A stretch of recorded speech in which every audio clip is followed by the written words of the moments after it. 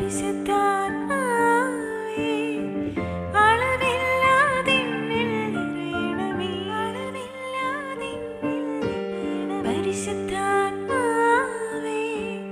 പരിശുദ്ധാത്മാവേ, അധികമായി എന്നിൽ നിറയണമേ, അധികമായി എന്നിൽ നിറയണമേ. വിധവയുടെയും ന്യായാധിപന്റെയും ഉപമ യേശു പറഞ്ഞത് ആരോടാണ്? ഉത്തരം ശിഷ്യരോട്. ദൈവത്തെ ഭയപ്പെടുകയോ മനുഷ്യരെ മാനിക്കുകയോ ചെയ്യാത്ത ആരാണ് ഒരു പട്ടണത്തിൽ ഉണ്ടായിരുന്നത്? ഉത്തരം ഒരു ന്യായാധിപൻ. ന്യായാധിപന്റെയും വിധവയുടെയും ഉപമയിൽ വിധവയുടെ അപേക്ഷ എന്തായിരുന്നു?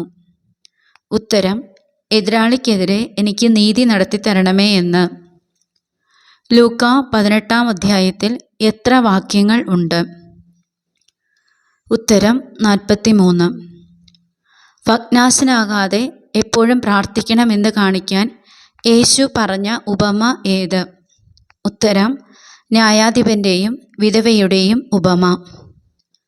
എതിരാളിക്കെതിരെ എനിക്ക് നീതി നടത്തി തരണമേ എന്ന് അപേക്ഷിക്കുമായിരുന്നത് ആര്? ഉത്തരം ന്യായാധിപന്റെ പട്ടണത്തിലെ വിധവ. വിധവയ്ക്ക് ന്യായാധിപൻ നീതി നടത്തി കൊടുത്തില്ലെങ്കിൽ അവൾ എന്തു ചെയ്യും എന്നാണ് ന്യായാധിപൻ പറഞ്ഞത്? അവൾ കൂടെ കൂടെ വന്ന് തന്നെ അസഹ്യപ്പെടുത്തുമെന്ന്.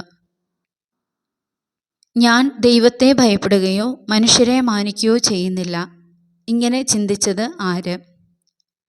ഉത്തരം ന്യായാധിപൻ. വിധവയ്ക്ക് ന്യായാധിപൻ നീതി നടത്തി കൊടുക്കും എന്ന് പറഞ്ഞത് എന്തുകൊണ്ട്? ഉത്തരം ന്യായാധിപനെ ശല്യപ്പെടുത്തുന്നതുകൊണ്ട്. ദൈവത്തെ വിളിച്ചു കരയുന്നത് ആര്? ഉത്തരം തൻ്റെ തിരഞ്ഞെടുക്കപ്പെട്ടവർ. മനുഷ്യപുത്രൻ വരുമ്പോൾ ഭൂമിയിൽ എന്ത് കണ്ടെത്തുമോ എന്നാണ് കർത്താവ് ചോദിക്കുന്നത്? ഉത്തരം വിശ്വാസം.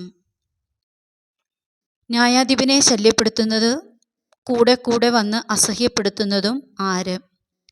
ഉത്തരം ഒരു വിധവ. നീതിരഹിതനായ ആ ന്യായാധിപൻ പറഞ്ഞത് എന്തെന്ന് ശ്രദ്ധിക്കുവിൻ. ഇങ്ങനെ പറഞ്ഞത് ആര്? ഉത്തരം കർത്താവ്.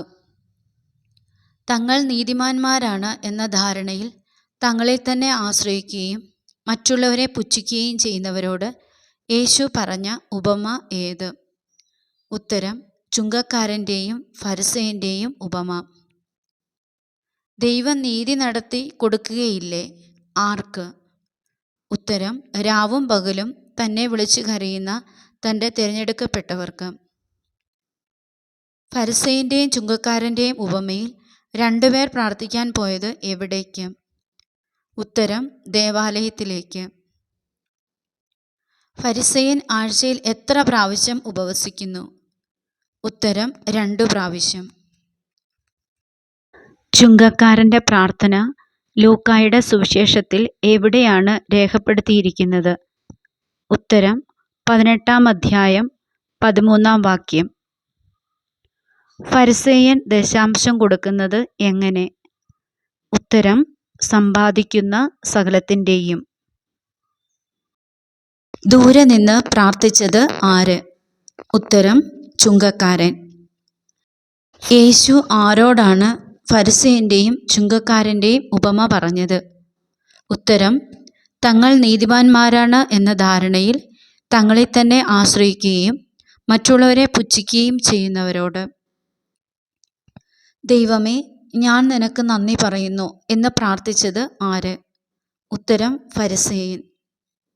ഫരിസേയൻ പ്രാർത്ഥിച്ചപ്പോൾ താൻ ആരെ പോലെ അല്ല എന്നാണ് പറഞ്ഞത്? ഉത്തരം അക്രമികളും നീതിരഹിതരും വ്യഭിചാരികളുമായ മറ്റു മനുഷ്യരെ പോലെയോ ഈ ചുങ്കക്കാരനെ പോലെയോ? ആ ചുങ്കക്കാരൻ ആകട്ടെ എന്തിനു ധൈര്യപ്പെട്ടില്ല? ഉത്തരം സ്വർഗത്തിലേക്ക് കണ്ണുകൾ ഉയർത്താൻ പോലും.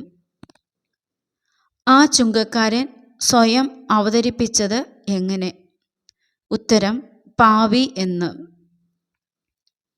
ദൈവമേ, പാപിയായ എന്നിൽ കനിയണമേ എന്ന് പ്രാർത്ഥിച്ചത് ആര്? ഉത്തരം ചുങ്കക്കാരൻ. ആ ചുങ്കക്കാരനാകട്ടെ എന്തു പ്രാർത്ഥിച്ചു? ഉത്തരം ദൈവമേ, പാപിയായ എന്നിൽ കനിയണമേ. തന്നെത്തന്നെ ഉയർത്തുന്നവൻ താഴ്ത്തപ്പെടും, തന്നെത്തന്നെ താഴ്ത്തുന്നവൻ ഉയർത്തപ്പെടുകയും ചെയ്യും എന്ന് പഠിപ്പിക്കുവാൻ യേശു പറഞ്ഞ ഉപമ ഏത്? ഉത്തരം: ഫരിസേയന്റെയും ചുങ്കക്കാരന്റെയും ഉപമ. ഇവൻ ആ ഫരിസേയനേക്കാൾ നീതീകരിക്കപ്പെട്ടവനായി വീട്ടിലേക്ക് മടങ്ങി. ആര്? ഉത്തരം: ചുങ്കക്കാരൻ. ചുങ്കക്കാരൻ ആ ഫരിസേയനേക്കാൾ നീതീകരിക്കപ്പെട്ടവനായി. കാരണം? ഉത്തരം: തന്നെത്തന്നെ താഴ്ത്തി. എന്തെന്നാൽ തന്നെത്തന്നെ ഉയർത്തുന്നവൻ താഴ്ത്തപ്പെടും, തന്നെത്തന്നെ താഴ്ത്തുന്നവൻ ഉയർത്തപ്പെടുകയും ചെയ്യും. അധ്യായവും വാക്യവും ഏത്? ഉത്തരം: ലൂക്കാ 18:14. ശിശുക്കൾ എൻ്റെ അടുത്ത് വരാൻ അനുവദിക്കുവിൻ, അവരെ തടയരുത്. യേശു പറഞ്ഞത് ആരോട്? ഉത്തരം: ശിഷ്യന്മാരോട്. യേശു കൈകൾ വെച്ച് അനുഗ്രഹിക്കേണ്ടതിന് അവൻ്റെ അടുത്തു കൊണ്ടുവന്നത് ആരെ? ഉത്തരം: ശിശുക്കളെ. യേശു കൈകൾ വെച്ച് അനുഗ്രഹിക്കേണ്ടതിന് ശിശുക്കളെ അവൻ്റെ അടുത്തു കൊണ്ടുവന്നപ്പോൾ അവരെ ശകാരിച്ചത് ആര്? ഉത്തരം: ശിഷ്യന്മാർ. നല്ലവനായ ഗുരു എന്ന് യേശുവിനെ വിളിച്ചത് ആര്? ഉത്തരം: ഒരു അധികാരി. ദൈവരാജ്യം ആരെപ്പോലെ ഉള്ളവരുടേതാണ് എന്നാണ് യേശു പറയുന്നത്? ഉത്തരം: ശിശുക്കളെ. ആരെപ്പോലെ ദൈവരാജ്യം സ്വീകരിക്കാത്ത ആരും അതിൽ പ്രവേശിക്കുകയില്ല എന്നാണ് യേശു പറയുന്നത്? ഉത്തരം: ശിശുവിനെ പോലെ. നിത്യജീവൻ അവകാശമാക്കാൻ ഞാൻ എന്തു ചെയ്യണമെന്ന് യേശുവിനോട് ചോദിച്ചത് ആര്? ഉത്തരം: ധനികനായ ഒരു അധികാരി. നിത്യജീവൻ അവകാശമാക്കാൻ ഞാൻ എന്തു ചെയ്യണം എന്ന ഒരു അധികാരിയുടെ ചോദ്യത്തിന് യേശു പറഞ്ഞ മറുപടി എന്ത്? ഉത്തരം: എന്തുകൊണ്ടാണ് നീ എന്നെ നല്ലവനെന്ന് വിളിക്കുന്നത്? ദൈവം അല്ലാതെ നല്ലവനായി മറ്റാരുമില്ല. ദൈവമല്ലാതെ നല്ലവനായി മറ്റാരുമില്ല. ആരുടെ വാക്കുകൾ? ഉത്തരം: യേശുവിൻ്റെ. എത്ര പ്രമാണങ്ങൾ യേശു അധികാരിയോട് ഉദ്ധരിച്ചു? ഉത്തരം: 5 പ്രമാണങ്ങൾ. യേശു ഒരധികാരിയോട് ഉദ്ധരിച്ച പ്രമാണങ്ങൾ ഏവ? ഉത്തരം: വ്യഭിചാരം ചെയ്യരുത്, കൊല്ലരുത്, മോഷ്ടിക്കരുത്, കള്ളസാക്ഷ്യം നൽകരുത്, പിതാവിനെയും മാതാവിനെയും ബഹുമാനിക്കുക. അധികാരിയുടെ ഒരു കുറവ് എന്തായിരുന്നു? ഉത്തരം: അവന് സ്വർഗത്തിൽ നിക്ഷേപം ഇല്ലായിരുന്നു. സ്വർഗത്തിൽ നിക്ഷേപമുണ്ടാകാൻ അധികാരി ചെയ്യണമെന്ന് യേശു പറഞ്ഞത് എന്ത്? ഉത്തരം: നിനക്കുള്ളതെല്ലാം വിറ്റ് ദരിദ്രർക്ക് കൊടുക്കുക. നിനക്കുള്ളതെല്ലാം വിറ്റ് ദരിദ്രർക്ക് കൊടുക്കുക എന്ന് യേശു പറഞ്ഞപ്പോൾ അധികാരി വളരെ വിഷമിച്ചു. കാരണം എന്ത്? അവൻ വലിയ ധനികനായിരുന്നു. യേശു ആരെ നോക്കിക്കൊണ്ട് പറഞ്ഞു, സമ്പത്തുള്ളവർ ദൈവരാജ്യത്തിൽ പ്രവേശിക്കുന്നത് എത്ര ദുഷ്കരം? ഉത്തരം: ധനികനായ അധികാരിയെ. ആര് ദൈവരാജ്യത്തിൽ പ്രവേശിക്കുന്നത് എത്ര ദുഷ്കരം? ഉത്തരം: സമ്പത്തുള്ളവർ. അങ്ങനെയെങ്കിൽ രക്ഷ പ്രാപിക്കാൻ ആർക്കു കഴിയും എന്ന ചോദ്യത്തിന് യേശു പറഞ്ഞ മറുപടി എന്ത്? ഉത്തരം: മനുഷ്യർക്ക് അസാധ്യമായത് ദൈവത്തിന് സാധ്യമാണ്. ധനികൻ ദൈവരാജ്യത്തിൽ പ്രവേശിക്കുന്നതിനേക്കാൾ എളുപ്പമുള്ളത് എന്ത്? ഉത്തരം: ഒട്ടകം സൂചിക്കുഴയിലൂടെ കടന്നു പോകുന്നത്.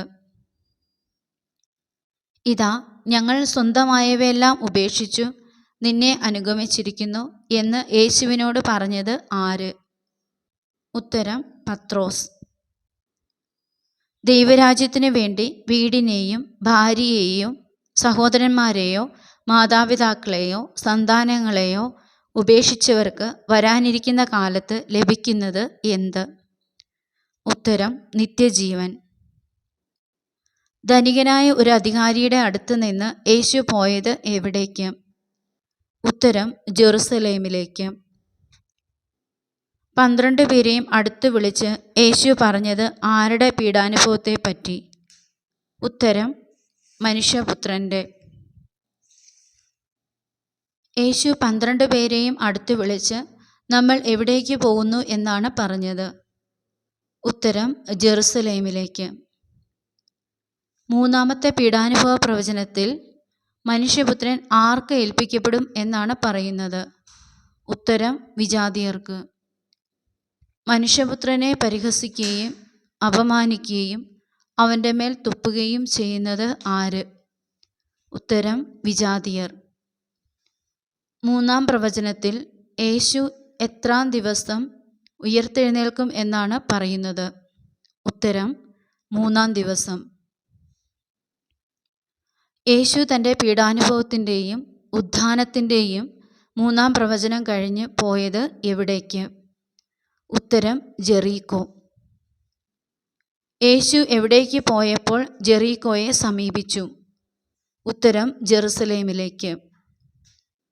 യേശു ജെറീക്കോയെ സമീപിച്ചപ്പോൾ വഴിയരികിലിരുന്ന് ഭിക്ഷ യാചിച്ചത് ആര്? ഉത്തരം ഒരു കുരുടൻ. ജനക്കൂട്ടം കടന്നുപോകുന്ന ശബ്ദം കേട്ട് എന്താണ് സംഭവിക്കുന്നത് എന്ന് അന്വേഷിച്ചത് ആര്? ഉത്തരം ജെറീക്കോയിൽ വഴിയരികിൽ ഇരുന്ന കുരുടൻ. ദാവീദിന്റെ പുത്രനായ യേശുവേ, എന്നിൽ കനിയണമേ എന്ന് നിലവിളിച്ചത് ആര്? ഉത്തരം ജെറീക്കോയിലെ വഴിയരികിൽ ഇരുന്ന കുരുടൻ. കുരുടൻ അടുത്തു വന്നപ്പോൾ യേശു ചോദിച്ചത് എന്ത്? ഉത്തരം, ഞാൻ നിനക്ക് വേണ്ടി എന്തു ചെയ്യണമെന്നാണ് നീ ആഗ്രഹിക്കുന്നത്? ഞാൻ നിനക്ക് വേണ്ടി എന്തു ചെയ്യണമെന്നാണ് നീ ആഗ്രഹിക്കുന്നത് എന്ന് യേശുവിൻ്റെ ചോദ്യത്തിന് കുരുടൻ നൽകിയ മറുപടി എന്ത്? ഉത്തരം, കർത്താവേ, എനിക്ക് കാഴ്ച വീണ്ടു കിട്ടണം. നിന്റെ വിശ്വാസം നിന്നെ രക്ഷിച്ചിരിക്കുന്നു. ആരുടെ വിശ്വാസം? ഉത്തരം ജെറീക്കോയിലെ വഴിയരികിൽ ഇരുന്ന കുരുടൻ്റെ. കാഴ്ച ലഭിച്ച കുരുടൻ എന്തു ചെയ്തു? ഉത്തരം, ദൈവത്തെ മഹത്വപ്പെടുത്തിക്കൊണ്ട് യേശുവിൻ്റെ പിന്നാലെ പോയി.